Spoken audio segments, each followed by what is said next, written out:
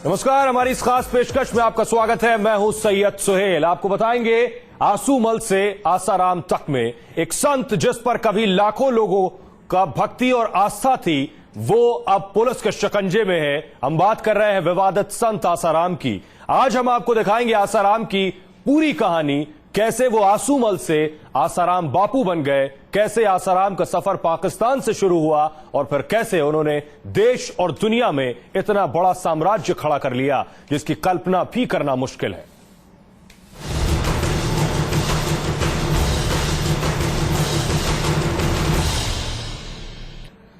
तो आसाराम का नाम जितना बड़ा है उससे कहीं बड़ा है उनकी दौलत का साम्राज्य। आज के आसाराम की बात करें तो उनके पास 10,000 करोड़ रुपए की संपत्ति है। आपको बताते हैं कि आसाराम का वो राज जो अपने शायद ही पहले कभी सुना हो। आपको दिखाते हैं कैसे खाकपति से अरबपति बन गए आसाराम और कैसे उन्होंने सत्संग और प्रवचनों के जरिए दौलत का अंबार खड़ा कर लिया। आसाराम के दौलत का साम्राज्य, खाकपति से अरबपति कैसे बने आसाराम, 10,000 करोड़ की दौलत का राज। आज के आसाराम की कहानी बिल्कुल फिल्मी लगती है। बताया जाता है कि आसाराम बापू ज्यादा पढ़े लिखे नहीं हैं और 1971 से पहले वो अहमदाबाद में साइकिल की एक दुकान पर मिस्त्री का काम करते थे। तब आसाराम को भी शायद ही पता था कि एक दिन वो धर्म और आस्था के नाम पर अरबों के मालिक बन जाएंगे। आज आसाराम के पास 10,000 करोड़ रुपए की संपत्ति बताई जाती है और उनका कारोबार हजारों एकड़ जमीन में फैला हुआ है। देश से लेकर विदेशों में भी उनके आश्रम है और उनकी बेशकीमती जमीन है।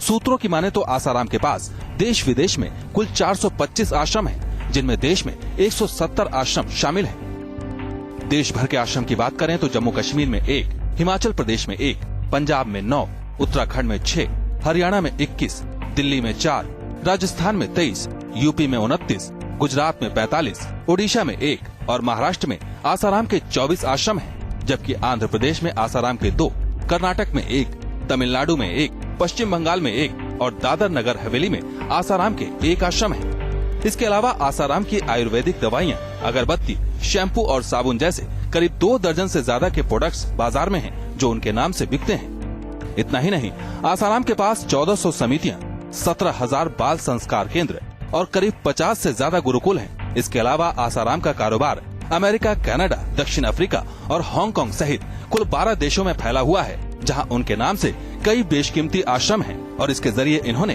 करीब 4 करोड़ अनुयायी बनाए हैं। लेकिन इन सभी आश्रमों में आसाराम के लिए सबसे बड़ा और सबसे खास आश्रम है अहमदाबाद का आश्रम, जिसकी अनुमानित संपत्ति 1500 करोड़ रुपए की बताई जाती है। आसाराम पर आश्रम के नाम पर करोड़ों की संपत्ति पर कब्जा करने के भी आरोप लगातार लगते रहे हैं, लेकिन हर बार वो अपने रुतबे के बल पर बसते रहे। लेकिन इस बार यौन शोषण का विवाद आसाराम के गले ऐसे पड़ा है कि उन्हें जेल तक जाने की नौबत खड़ी हो गई है। Team news nation. तो ये कहानी है उस आसाराम की जो कभी साइकिल की दुकान पर काम किया करता था। एक आम परिवार से संबंध रखने वाले आसाराम ने कामयाबी की उस ऊंचाई को छुआ जिसकी कोई कल्पना भी नहीं कर सकता। आपको दिखाते हैं पाकिस्तान से आंसूमल का वो सफर। इस सफर में कई उतार चढ़ाव भी आए, लेकिन इसी उतार चढ़ाव के बीच आंसूमल बन गए आसाराम बापू। तारीख 17 अप्रैल 1941, जगह नवाबशाह, सिंध, पाकिस्तान। ये वही तारीख और जगह है जब आसाराम का जन्म हुआ था। तब न तो पाकिस्तान बना था और न ही देश आजाद हुआ था। पाकिस्तान के नवाबशाह जिले के बेरानी गांव में रहने वाले थाउमल सिरूमलानी को पता नहीं था कि एक दिन उनका ये बच्चा धर्म और आस्था के नाम पर इतना बड़ा साम्राज्य खड़ा कर देगा कि लोग उसे संत कहने लगेंगे। पिता ने बच्चे का नाम आंसूमल थाउमल हरपलानी रखा। आसाराम से पहले थाउमल के घर 3 बेटियां पैदा हुई थीं, इसलिए जब आसाराम का जन्म हुआ तो परिवार में खुशियों का ठिकाना न रहा। लेकिन आसाराम के घर ज्यादा दिनों तक ये खुशियां टिक नहीं पाई, क्योंकि भारत और पाकिस्तान के बंटवारे के कारण सांप्रदायिक दंगों की जो लहर उठी, उसके बाद थाउमल सिरूमलानी का पूरा परिवार भारत की ओर कूच करने लगा। आसाराम का पूरा परिवार गुजरात के कच्छ में आकर बस गया और उसके बाद अहमदाबाद के मणिनगर में रहने लगा। जब परिवार पाकिस्तान से भारत आया तो उस वक्त आंसूमल उर्फ आसाराम 7 साल के थे और उनके पिता ने उनका दाखिला इलाके के ही एक स्कूल में करा दिया था।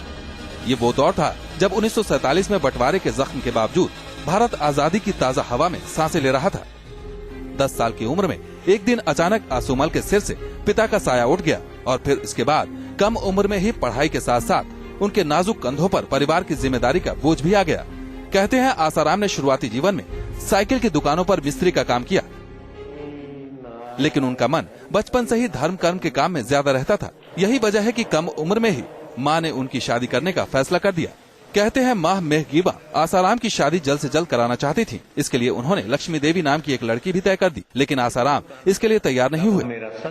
इतना ही नहीं, शादी से बचने के लिए आसाराम शादी से ठीक 8 दिन पहले घर छोड़कर फरार हो गए। शादी से ऐन पहले वो भागकर भरूच के अशोक आश्रम में जा पहुँचे। बाद में उन्हें आश्रम से पकड़कर घर वापस लाया गया और उनका विवाह लक्ष्मी देवी से करा दिया गया। लेकिन शादी की ये बेड़ियां आसूमल को आसाराम बनने से रोक नहीं सकी। Team news nation. तो आसाराम के मां बाप ने उनका नाम आसूमल रखा था, लेकिन बड़ा होने पर यह आसूमल संत आसाराम बन गया और चंद सालों में हजारों करोड़ का साम्राज्य खड़ा कर लिया और प्रसिद्धि भी हासिल कर ली। लेकिन आसाराम के पुराने दिनों के साथी उनसे दूरी बनाए रहे।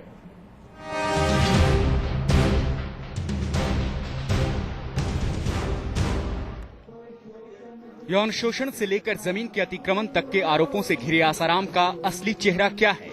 न्यूज नेशन ने जवाब तलाशना शुरू किया तो सामने आया आसूमल का अतीत। जी हां, आसूमाल थाउमल हर पलानी ही आगे चलकर आध्यात्मिक गुरु आसाराम बन गए। हरे कृष्णा। लेकिन सवाल ये है कि आसूमल एक आम शहरी से आध्यात्मिक गुरु आसाराम कैसे बने? करीब 42 साल लगे आसूमाल को आसाराम बापू बनने में।